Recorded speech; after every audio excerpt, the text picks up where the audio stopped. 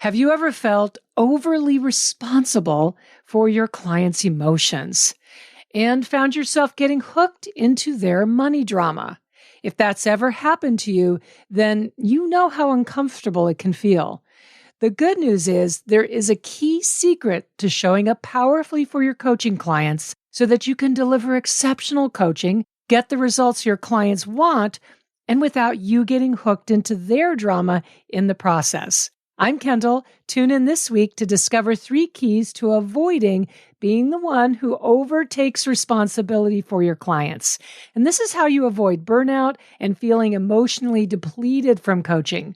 Because when done right, coaching clients, even through emotionally charged situations like money, can leave you feeling inspired and fired up about your coaching.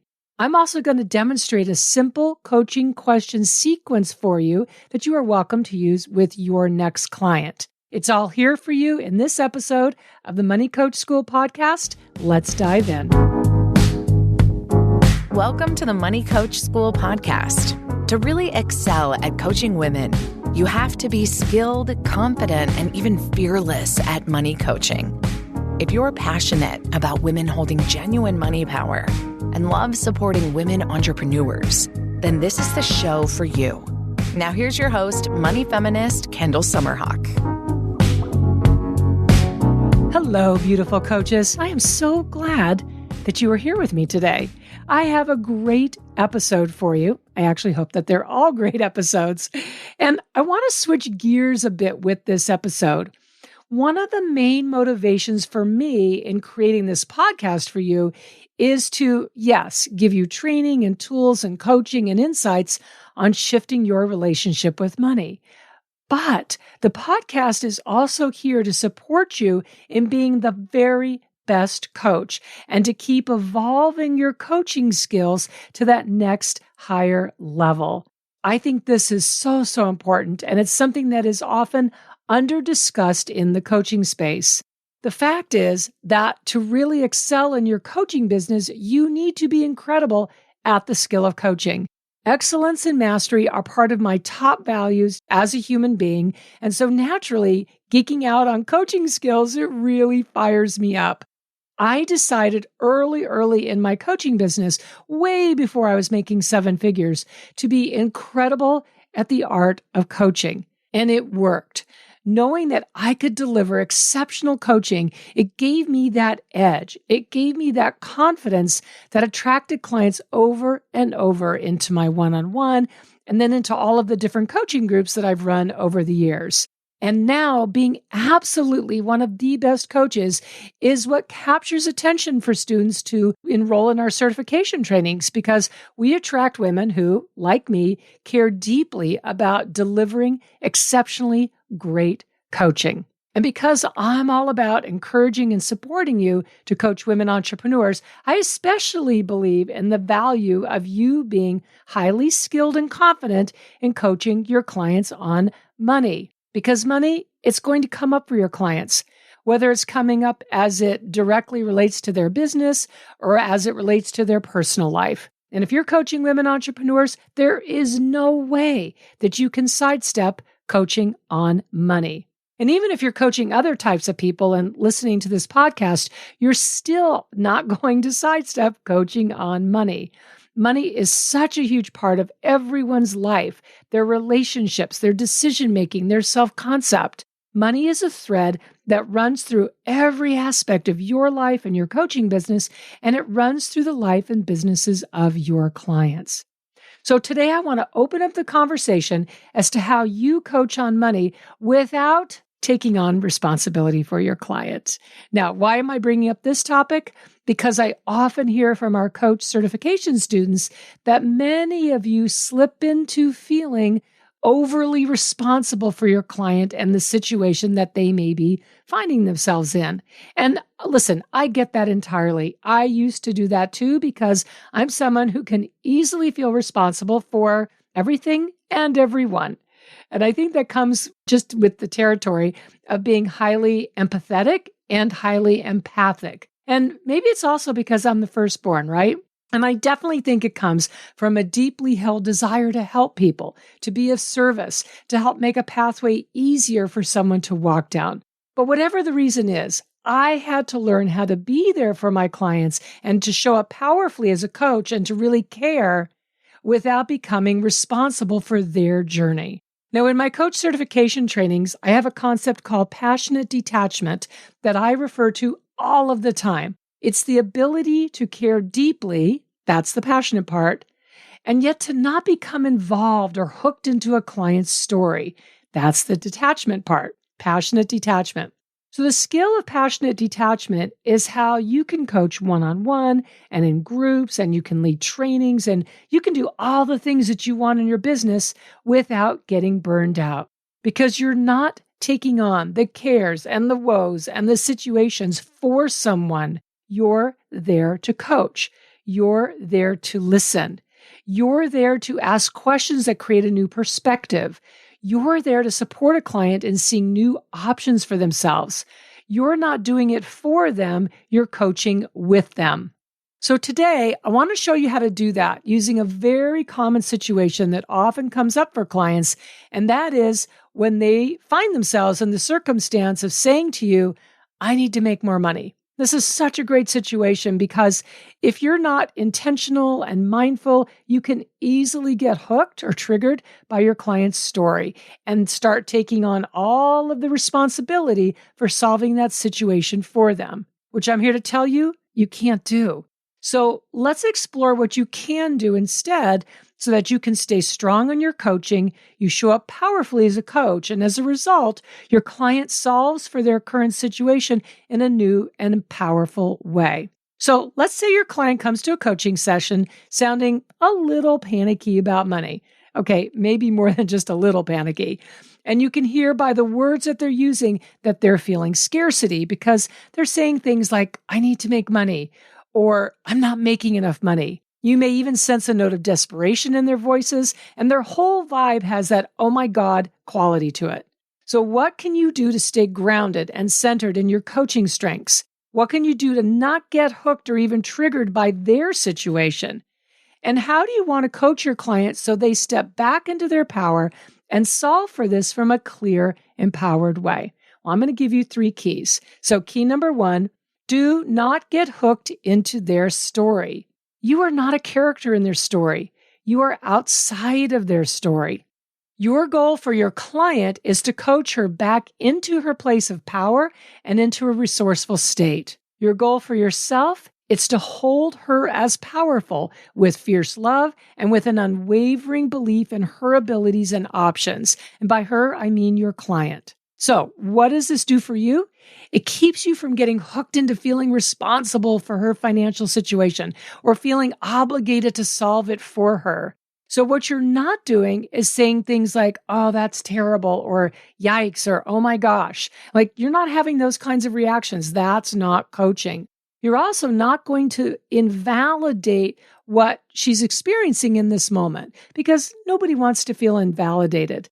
But how you support your client in feeling heard and understood without buying into her story of panic and fear, that's what's key. You can validate your client with a simple statement that does not mean you're also going to jump into that fire with them. For example, you can validate by saying something as simple like, cycles like these do happen, absolutely, but I have unwavering, absolute faith and confidence in you, and I'm really glad we're coaching here together. So if you're ready, take a deep breath.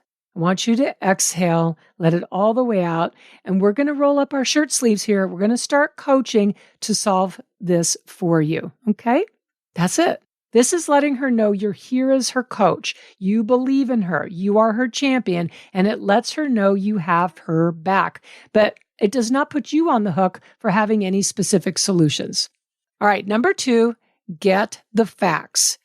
When a client says, I'm not making enough money, definitely a rookie coaching mistake is to take that statement as fact and to start to panic yourself because you have no idea what to ask or how to help her.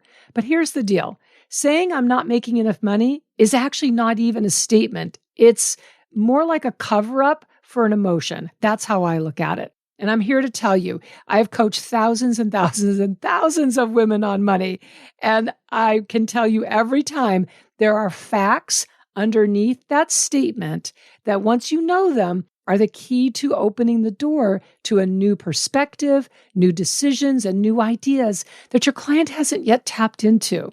So as her coach, your role is to start asking questions to create a different perspective and to start pulling apart that story that she's been telling herself, that story that's causing all that panic for her. Now, what I'm about to say next is so important because it's going to keep you from getting triggered into feeling imposter syndrome or feeling inadequate or feeling overly responsible in any way. And here it is. You do not need to know anything about her business to coach her to solve for her money situation. You do not need to be a Facebook ads person, a marketing guru, or an influencer to coach her to solve for this. You do not need to have years of experience in business under your belt. You just need to be a coach. What that looks like for me is initially, I like to take a really practical approach. I like to get the numbers because so often the client's emotions are completely hijacking the facts. So for example, I like to ask, how much have you created this month? And if you notice, I switch from made, like I don't say how much have you made this month. I switch it to created or brought in because it has a little bit more energy and it has a little more specificity, but it also has this energy of possibility, even though you're talking about something that's already happened. I just like it better. So how much have you created this month? And then I like to dig into a little bit of healthy comparison so I can better understand the lay of the land. So I get that number, whatever number they've said. And then next I'll usually ask, how much did you have come in last month? And then I'll ask, how much have you had come in year to date? Something like that. Maybe I'll ask, how much have you had come in over the last 6 months? And I love these questions because you're going to gain so much information and perspective.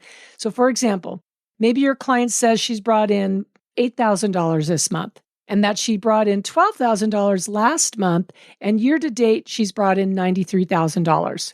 So I can quickly do the math and I can see that that's an average. If I take $93,000 averaged over the number of months it is, let's say it's 10 months, and I can see that it's an average of $9,300 per month, which means next I am going to reflect this back for her in a way that paints a very different picture, not a picture of panic.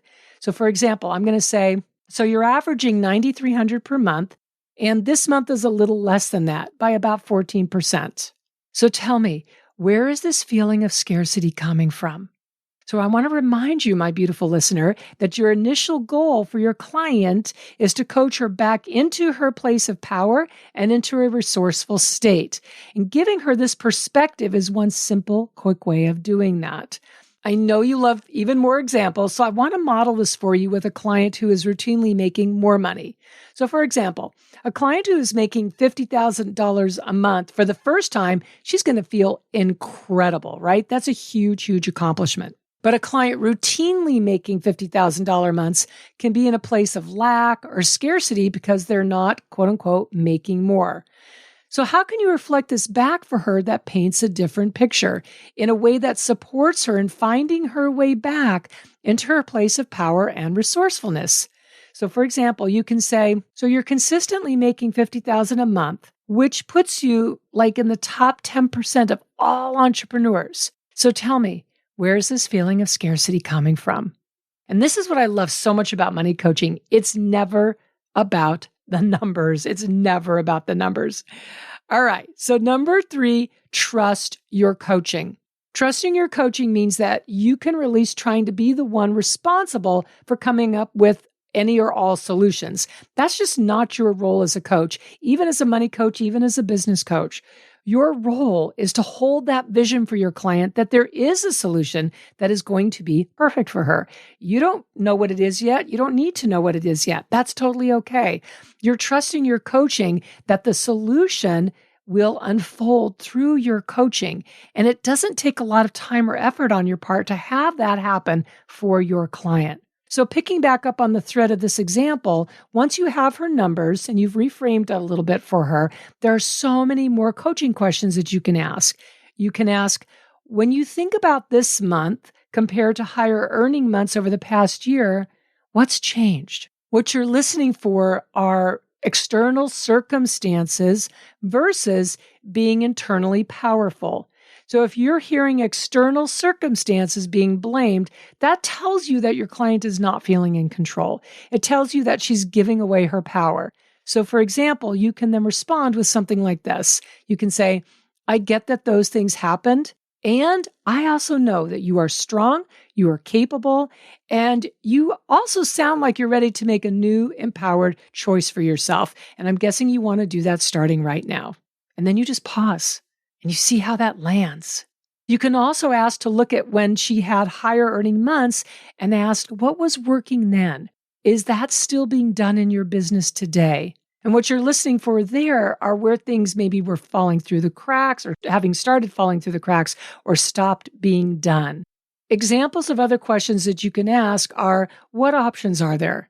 And if you notice it's what options are there, it's not what options do you have? Because what options do you have has an implication that there may not be any options there. It has kind of a vibe of being limiting.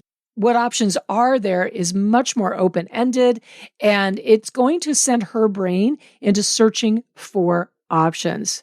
Another example, instead of saying something like, could you run a sale, which is giving a suggestion, not great coaching, by the way, that subtly puts the burden of brainstorming and coming up with solutions on you. That's not what you want. So instead, you can say, let's brainstorm together at least 5 different options. And then you can start that brainstorming together. And you could say, in our brainstorming list, that could include running a sale, following up with leads from past 6 months, from past clients, what's a quick and easy offer, what's an upsell you can offer to existing clients. So you have some things you can add to that brainstorming list, but don't be the one to list them all at once. Brainstorm with the client. She knows her business better than you ever will. The point here is it's not on you. So 2 more questions that I love are, what opportunity does this experience open up for you? I love that question so much. And the question, what decision have you been putting off? And I love these questions because they're open-ended, they create possibilities, they assume there's a bigger opportunity here, and they open up the context for something incredible to happen as a result of your client initially thinking she just needs to make some more money. Because there's so much more opportunity than just that, right? So 3 tips to wrap up here. Tip number 1, keep your voice caring, interested, and supportive. And this is easily done when you're not getting caught up in your client's drama. Tip number 2, let the numbers tell the story. I always say numbers always tell the story. Ask questions to get the facts. This is how you do that. This is how you let the numbers tell the story.